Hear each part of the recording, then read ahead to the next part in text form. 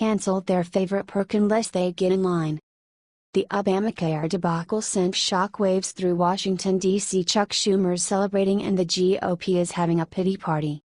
Not the way it is meant to go under total GOP control of government. Advertisement. But the swamp works in mysterious ways and the muck at the bottom has caught many a man in its clutches, dragging them down to the bottom of American politics. And Trump is not having any of it. He just issued a threat to lawmakers that will make them rethink their position in the swamp. In an interview with Tucker Carlson of Fox News, Vice President Mike Pence echoed that and in fact doubled down on Trump's threat. Pence said, "That's pretty typical of Washington, isn't it? You, more often than not, see one set of rules for the American people and another set of rules for the political class here in our nation's capital. But as we move forward, the point is that whether the president makes a decision, it would be his decision whether to rescind that special treatment for members of Congress and their staffs." Did Pence just say what I thought he said? It's about time. Mike Pence is not playing games and it appears neither is President Trump. This is a good idea on so many levels. Look, Congress, as federal employees should have to live with the same consequences as stupid laws they pass as the rest of us. What we want is a healthcare system that works for all of the American people. I think the primary goal first is to give people freedom over their own healthcare choices again. Fair is fair, and Pence went to say, the very essence of living in a free society is people get to make their own decisions. But the president and I truly believe that if you lower the cost of health insurance, if you give Americans more choices in health insurance, that more Americans will choose, more employers will choose, to have and offer health insurance to their employees and have health insurance for their families.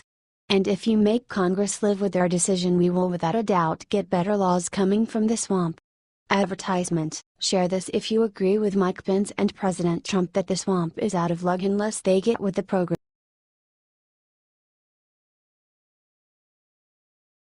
President Trump brings Chuck Schumer to his knees with perfectly timed warning.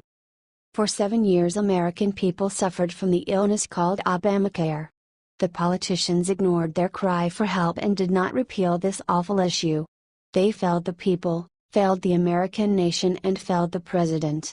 Yes, they failed the only man left inside the White House who every single day tries to end this terror that Obama left behind. As Trump says, soon Obamacare will implode and will take down millions of Americans. This is why there needs to be a better plan for repeal and replace. We all know that he is honest and that he is not lying. According to World Politicus, bailouts are a big problem right now, and President Donald Trump wants to fix it. The Republicans who did the unexpected thing need to pay the price for backstabbing. Trump said, Republicans in the Senate will never win if they don't go to a 51-vote majority now. They look like fools and are just wasting time. Chuck Schumer did not like this and attacked the president for not working for the American people. Why are he and everybody like him so ignorant? The president does nothing besides helping the American people at this point. The liberals are so satisfied right now, why they are giving this to them. Schumer said, if the president refuses to make cost-sharing reduction payments, every expert agrees that premiums will go up and health care will be more expensive for millions of Americans. This is the right time for repeal. The Democratic health care failed and Trump with his Republicans knows way better than them. John McCain and the other two should be ashamed of what they did.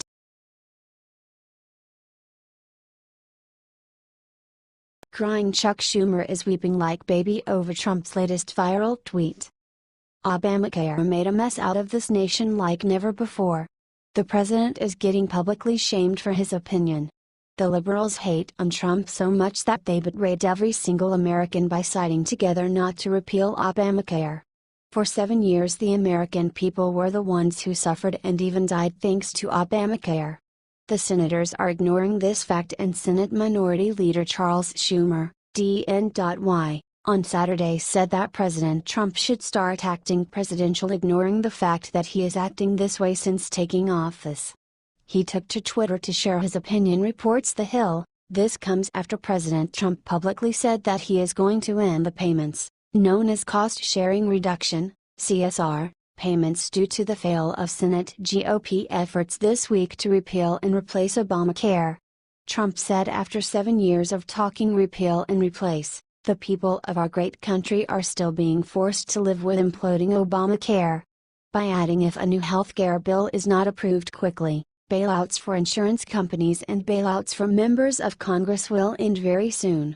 Trump for so long talked about these cuts due to the ignorant senators who are doing anything possible to keep Obamacare. If the president decides to do it, it will reduce the price Americans pay for deductibles, co-payments, and insurance. This is so sad because Trump is the only person in here who is not trying to hurt the people out of spite. Anything he said or did was for better future of his citizens. He forced the issue to be repealed in order to blow out Obamacare and fix it by something better for everyone.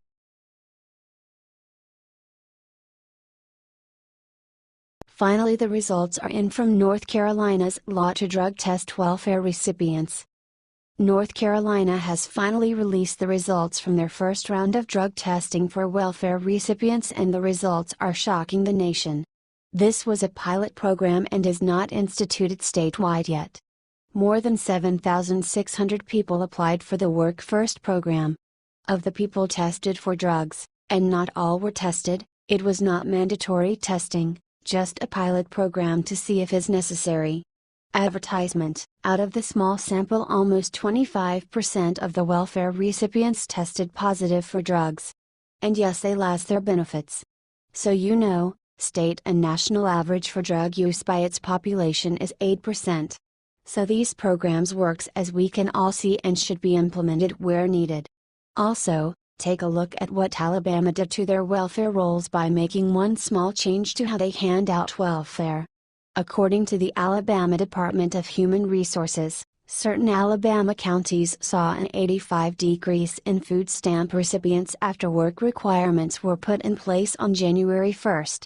This is a huge number and shows all Americans the amount of fraud and abuse our welfare system has, and that we can easily do something about it.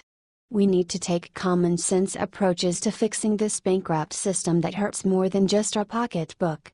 Because it creeps in and affects people's idea of work.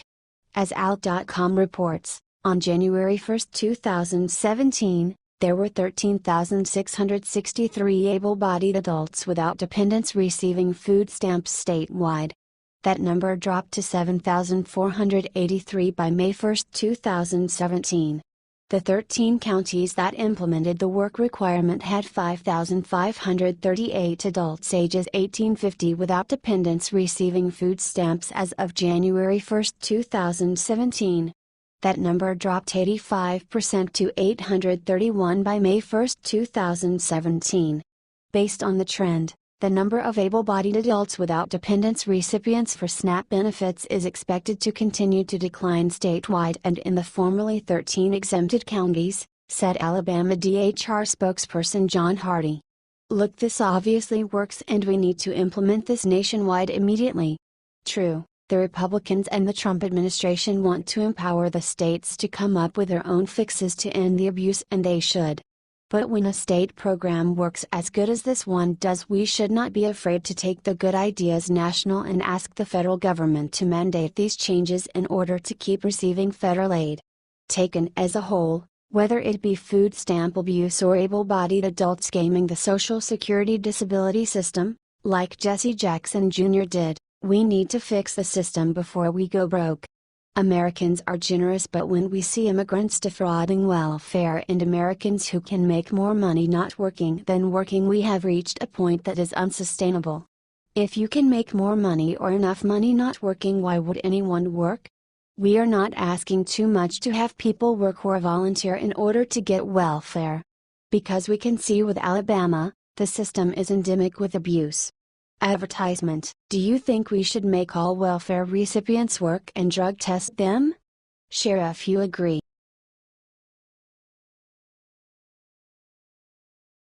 Kellyanne Conway mocks Rachel Maddow in most delicious fashion on live TV. Rachel Maddow has been on a one-woman crusade to take down Trump over the Russian investigation. She devoted most of her TV show each night to all things Trump-Russia.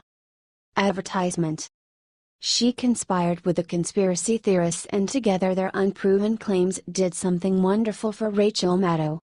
Her ratings spiked to new records never ever seen at MSNBC. She is shattering records at MSNBC and some say is single-handedly saving the failed network. And this morning Kellyanne Conway went out of her busy day to mock Raquel and the rest of the media for all their talk. They got nothing. "We were promised the next Watergate," Conway said. "We don't even have water polo. We don't have a watermelon." Conway was appearing on Fox News Sunday, and when host Chris Wallace asked her if Trump was thinking about making a big move with Attorney General Jeff Sessions, as some have suggested, from the Department of Justice to lead the Department of Homeland Security. "I won't comment on that," Conway said, "but I will tell you that the president has expressed frustration with the recusal. So much of President Trump's agenda flows from the Department of Justice." Washington is abuzz with rumors that Trump would make a move and get a new attorney general to rein in Bob Mueller. Some senators like Graham publicly warned Trump not to do it, while Chuck Schumer may keep the Senate in session rather than give Trump a recess appointment. "And look at what happened to this ridiculous Russian collusion delusion," Conway said. "You see all these journalists who built entire TV sets and lower thirds and screaming graphics and breathless coverage now slinking away this week. You have no there whatsoever. It's so ridiculous." Advertisement: share this if you agree with Kellyanne Conway.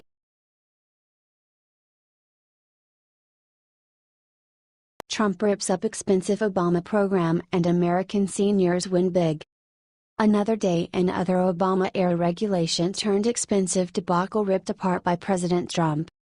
This we can get used to. Advertisement: President Donald Trump just ordered the Treasury Department to rid this country of another Obama failure. By way of a regulation meant to help families save for retirement, but ended up being an expensive boondoggle. This one program cost taxpayers $70 million and delivered zilch, nada, nothing for the people who tried to use it. And there were not many of those. According to the Washington Free Beacon, the program was called the Myra Program. It was enacted by President Barack Obama in 2014.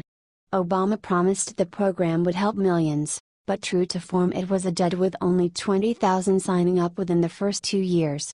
Another 10,000 people signed up after but never put one red cent into their accounts.